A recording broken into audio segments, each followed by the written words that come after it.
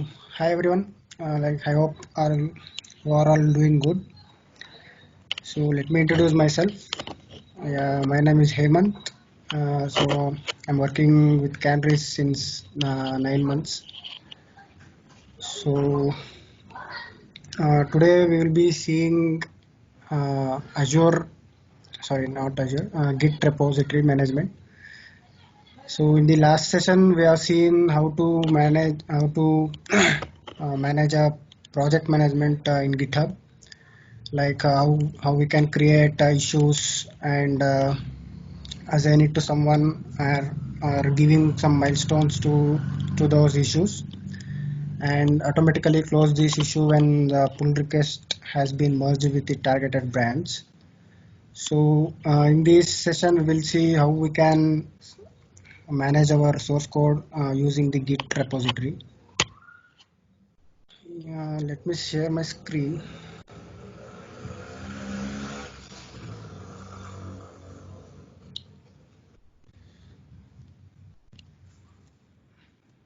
I hope you are all can be able to see my screen. So Git is world's most popular version control system. Git is created by Linus Torvald. So Git just help us to manage our source code or a project, where I can say a project or a source code. So in your source code, you may contain different files, you may contain HTML files, CSS files, .js files. It depends on the developer. If you are a Java developer, you may have form.xml file. You may Python, or you may be a PHP developer.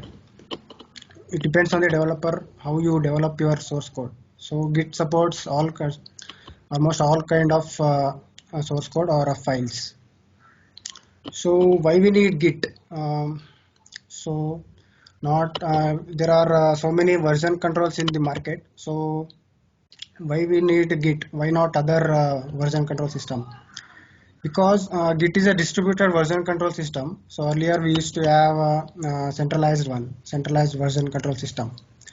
So when we talk about centralized version control system, we will have one server and with local dev machine. So all the versions of our source code will be stored in the centralized version control system. So when you start write your code on your local dev machines and make a check into the version control, here we can say centralized version control. So all the your history will be stored in the history will be stored in your centralized version control system. That is a server. So what is the drawback of the centralized version is what if the server goes down or server fails to give the data to you? So if you are working on if in your organization you may have some multiple projects, so you will keep those source code in a single server. So what if the server goes down or fails? So you will end up with an losing your all the data, right? So and this centralized version control system needs internet connectivity. So whenever you wanted to check in your source code to the server, you need an internet connectivity. So if you are working on a remote server where a remote place where you don't have access to your internet, so then we can't connect to that server. So then we have distributed version control system. This is how this architecture looks like. We have a remote repository and a local dev machine, developer A and developer B. So what is the distributed version control system is everyone will have their local copy of your code in their dev machines, individual dev machines. So let's say you are working on a project, there will be having a multiple developers. Uh, in distributed version control, we have a remote repository as you can see in the picture. So what is the advantage of it? Distributed version control is even when the remote repository fails, then you will have that local copy in your individual dev machines as well. So when the remote repository fails to give the data or remote repository may go down, so you will be having those history and commits in your local dev machine as well. So this is called the distributed. How the your commits and history will be distributed across your developer machines.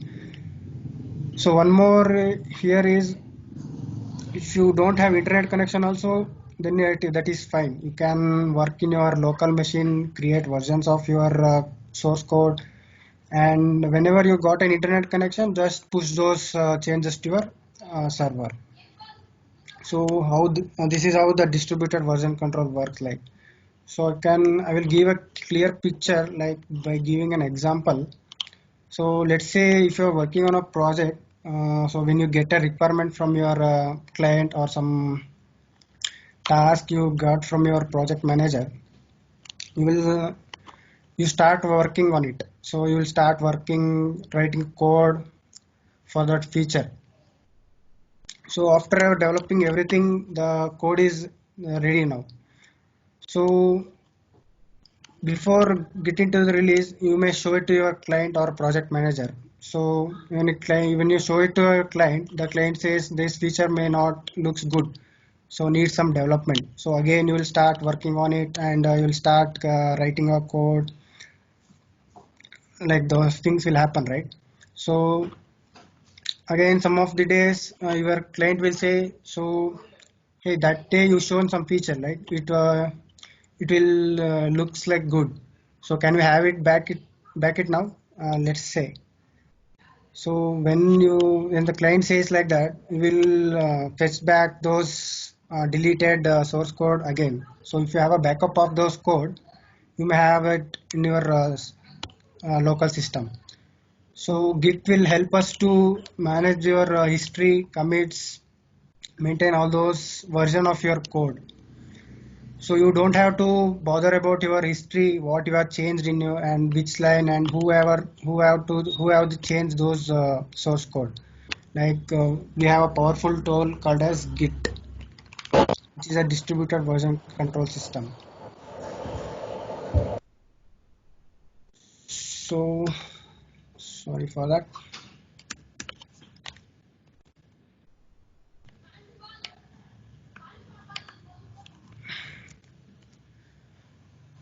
So Git is having some inbuilt features such as making commands or adding commands in while developing. So then we have also a request reviewer, like you can add a code reviewer for your merging with a targeted branch. So and also we can see the difference between the code change, like you can see in the picture, you can see the red color and the green color here. So green color is refer you have added some lines, and red color refers you have deleted some lines. So Git will have the inbuilt features, can add comments while developing, so you can get a feedback from your fellow developer or from your project manager or maybe your client. So I will show you later how we can see how we can add comments or code review we can do. So then we have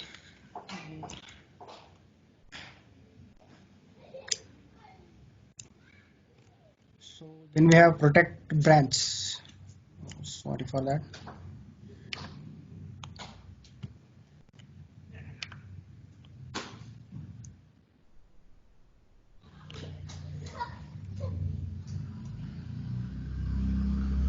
So then we can do the you can protect your branch from merging with your branching. So by adding rules to your branch, you can set a branch rule that someone cannot push the changes from the other branches as well. So you can set a rule like by creating a pull request only, you have to push those changes to your targeted branch.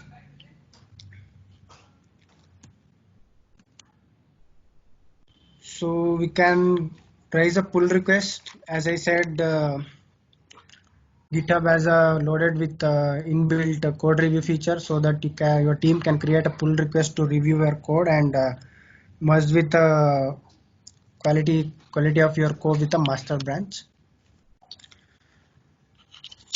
So then we have a difference feature in your GitHub. So if you make any changes in your source code or in any files, we have a difference option, so that will show your difference in the source code, like if you have deleted some lines in your code or some additional, you have added some additional lines to your source code, so you can make the note of it, like you have the history will be shown in your difference option that I will show you later on the actions. So you can see the red color mentions some you have deleted some lines, and green color refers to the you have added some lines. So Git comes with the history. The main thing is the in GitHub, it maintains the history of each and every changes. So Git keeps track of every changes that you have made in your file. So in the form of commits, you can see the commits as an history. So for example, if you are working on some version of your code, so that may cause your application to failure of working. So you can switch back to your previous version uh, using Git commits as well. So you don't have to remember what changes you have made in the past months or in your project.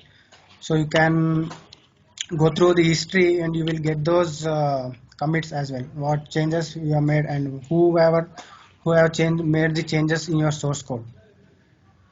So then we have the blame option here. So with the help of blame, you can see each and every history of lines. Like you can say you can see the each and every line. It is showing some data. So delete old pricing. So it will give you each line. Like it includes committed changes, who made those changes, and what they have made the changes. So these are all the inbuilt features the GitHub comes with. So resolving conflicts is simple in GitHub. So if you are in a team, you will have multiple developers working on the same feature, right? So you may you may make changes in your source code, like you may have working on some branches, and some your fellow developer is also working on the same feature. So if you working on those feature, you will commit those changes to your master branch. Then your fellow developer will also commit the changes to your branches. So if the same file having the same set of changes, then you will have those merge conflicts. So that I will show you in the later section how we can solve the merge conflicts easily. So resolving conflicts are pretty easier in GitHub. Then then we have permissions. So you can, as I said, you can set permissions who can access your repository. Even if it is we have two types of repository, like public and private. So we will discuss in while creating the repository. So even if you haven't access to the repository, we can set permissions like read, write, and maintain, and we can have admin and owner privilege to our repository. So you should keep in mind that who should have the right access to it. So you cannot give your access someone is not contributing to your project, right? So you can have set up permission to our repository as well. So you can set a branch protected branches as well. As I said before, you can set a rule for your branch to protect your branch, like uh, someone in your team member cannot push the or merge the code with your branch. So we will see all those things in the action part. So similarly, we have a required status in your branching policies. We can set a required status checks in branching rule as well. We will see in the later part. So let's see it in action how GitHub works. So I'll switch to my browser. So This is my GitHub account where you can see the username Hemant Ekan. So this is how the dashboard looks like, GitHub dashboards. So here you can see the list of organization I'm part of it. Uh, I'm a part of GitHub partners as well. And I'm a part of Canvas Playground organization as well. So once you logged into your GitHub account, like you will see this dashboard here in the overview part. Here you can see two most popular repository in my GitHub account. So you won't see this option if you are new to GitHub. So I'm using this account some couple of months. So you can see those repositories which I have created. So, and these are my activities in my GitHub. You can see in the green part, you can see 14 contributions from this account. Then these are the history, what the contribution I have made. If you scroll down, so here in the left side you can see the organization I'm part of it. So it's to the Canvas Playground right now. So this is the difference between how the personal account and an organizational or enterprise account looks like. So if I switch back to my personal account, you can see the difference how it looks like. So here you can see the list of repository what I'm part of it. So and here you can see the recent activities what I have done. So and here you can see the list of teams I'm part of it. So here I'm part of the Canvas Playground My Benefit team. You can see as well. But this is an enterprise account what I'm using right now. So here you can see the dashboard how it looks like. So let me get into the organization. So I'm the owner of this organization right now. So I can see these many repositories. So this is the public repo, which is open source. Anyone can see this public repo. And these three repositories are private repositories. So I'm part of this organization, so I can see these three repositories. I'm having then access to, uh, as I'm a owner of this organization, I can access these repositories as well. So let's create an repository for this demo. So I will give a name and Spark demo as my repository name. So here I can give a optional description for this repository. So I don't need, as of now I will leave it as it is. So I can choose a public, private or internal. So if you are using your personal account, you won't be able to see in this internal option because this is an enterprise account. So you can see this internal option here. Like public repository means anyone can access this repository using this URL. So using this URL, you can access this repository. So if you are working on an open source project, you can select public as your source code to visible to anyone in the world. So you can select private if you are working on a private project. So someone is having the right person to access these repositories, you can give them access to those people only will have the access to access this repository if you are select the private. So for this demo I will be selecting public as my repository. So initialize this repository with a readme.md file. So that means you will get a readme file in your project where you can enter some data like about, you can give the data about your project. So all those stuffs you can give. So add git ignore. So I don't want git ignore right for now. So let's create our repository.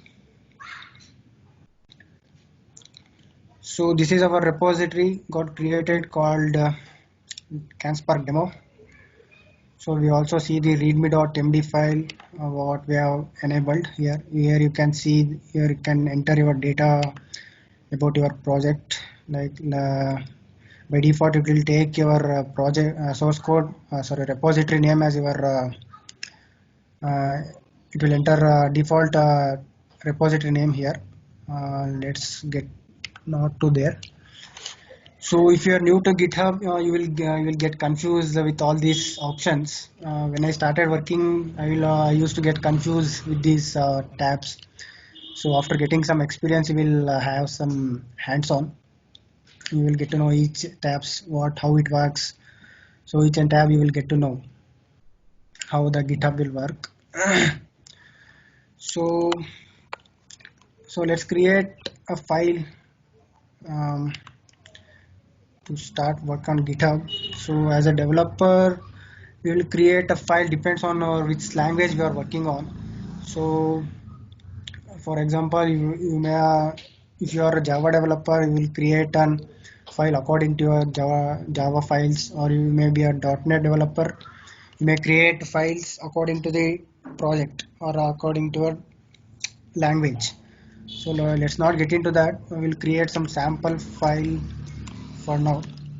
I'll create sample.txt as now.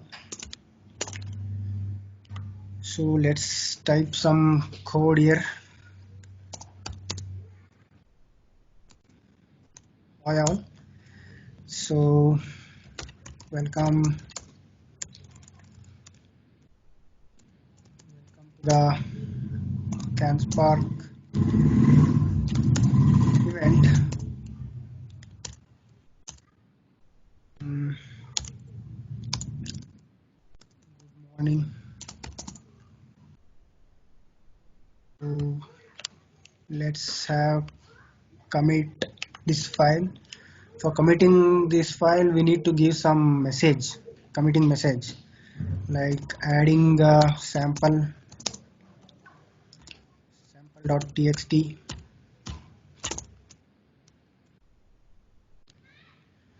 So I'm committing directly to the master branch right now. So you can see the sample.txt has been created with some code. Hi all, good morning, welcome to the CANSPARK event. So if you want some more additional code, you can edit here, click on edit file here. So you can add some set of lines to your code, like so thanks for joining.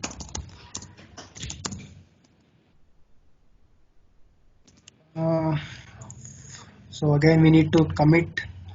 So before committing we need to give a message for it, like I will give updating sample.txt.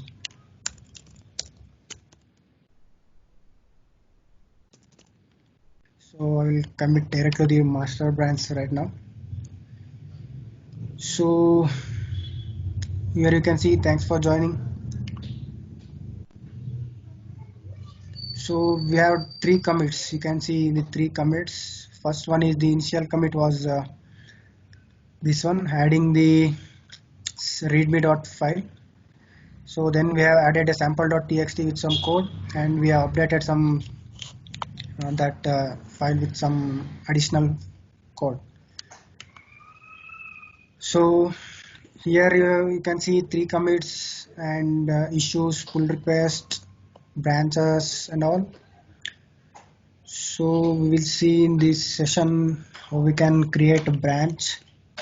So let's imagine if you're working on a project, like you got a requirement from your client, like development some new feature.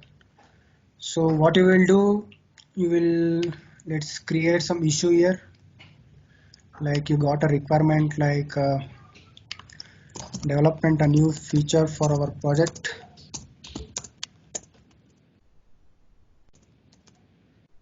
Feature for our project. So I will assign it to myself. So we can set a label like new enhancement of this project. So we can set a milestone. As of now we don't set a milestone, so let's create a new issue for this. So you can see now the issue has been created for my requirement. So as a developer, what I will do is I will create a branch for it. I will create a feature branch from master. So my branch has been created. So presently I'm in my feature branch. You can see the two files, readme.md, sample.txt as well. So got a requirement like development a new feature for this project or some for this source code. I will add some extra steps for this. Like, thanks for joining. Have a nice day. Have a great day. So I'm committing this set of changes to my feature branch. So I will give a commit message. So added a feature to the project. So I will commit these changes to my feature branch. So I can create as many branches you can. So let's say I'll create a development branch for now. Now it is creating from the feature branch, but I don't want it from feature. I will switch to my master branch, so I can create a development branch there. So you can create a development branch from master. You can see when I switch to the development branch, you can't see those changes in this development branch as I wrote some code like have a great day. If you switch back to the feature branch, you can see have a great day, but if you switch to your development branch, you cannot see those changes. So in development branch, like let's say if your another developer has working on the development branch, so my fellow developer is working on development branch, he made some changes. Like let's say he's working on the same feature, so he makes some changes in the line 3. Let's say now it's a good afternoon. So he makes a change like updated the feature for project. So I'm committing this to my development branch right now. So you can see development branch is having hi all, good afternoon and thanks for joining. So and in my feature branch we are having good morning, so and have a great day. So let's merge with feature branch. So when I switch back to the code, you can see the pull request compare and pull request. So I wanted to this feature branch merge with the master branch, so I can create a pull request. So I'm saying that the pull request we can merge with our changes with our master branch or a targeted branch. So I'll create a pull request for now. So my pull request has been created. This branch has no conflicts, and so I can add a reviewer for this. So I can add a reviewer for this pull request to review this code and confirm this merge to the master branch or a targeted branch. So I can link the issue what I have created here. so that it's automatically closes when the pull request merges successfully with the master branch. So added this issue with the my pull request. So I added Srivatsa as my reviewer. So probably he might receive a notification regarding this. So let's merge this pull request for this demo.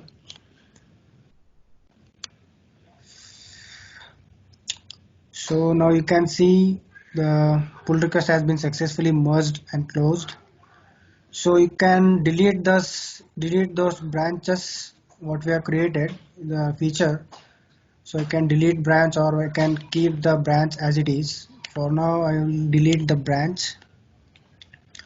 So let's switch back to our master branch so that we can see the changes what we have merged with master branch. So right now I'm in the master branch. So when I go here, so you can see the changes. Before it was a good afternoon and the have a great day was not there. So you can see the history. In this file we have changed this set of files. So when I go to here, you can see the set of changes. So we have added the hi all 12 minutes ago. So and we have added thanks for joining 11 minutes ago and have a great day.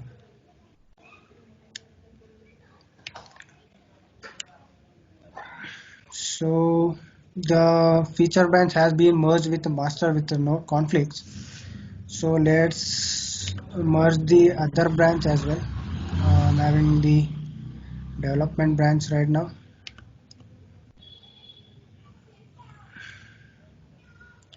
Okay. So development branch is having hi all good afternoon and have a great day is not here. So let's merge with that code as well. So here you can see the issue has been closed. Previously it was showing one as an issue. So after merging with the master branch, the issue has been closed automatically. So I'm merging my development branch with the master branch. So I'll create a pull request for this to merge with the master branch.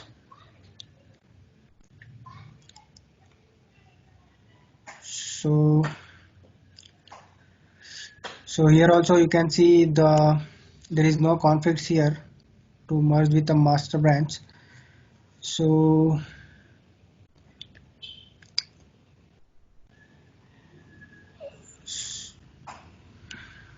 in the commits you can see and file changed. What are the files we have changed? So previously it was good morning, so we have changed it to good afternoon. So you can submit your review and you can add comments like so looks great, looks great, looks great, go ahead. So you can add a comment here within your while developing your source code. You can add a comment. So as I said before, we have a inbuilt feature with the GitHub. So let's merge this pull request with the master branch.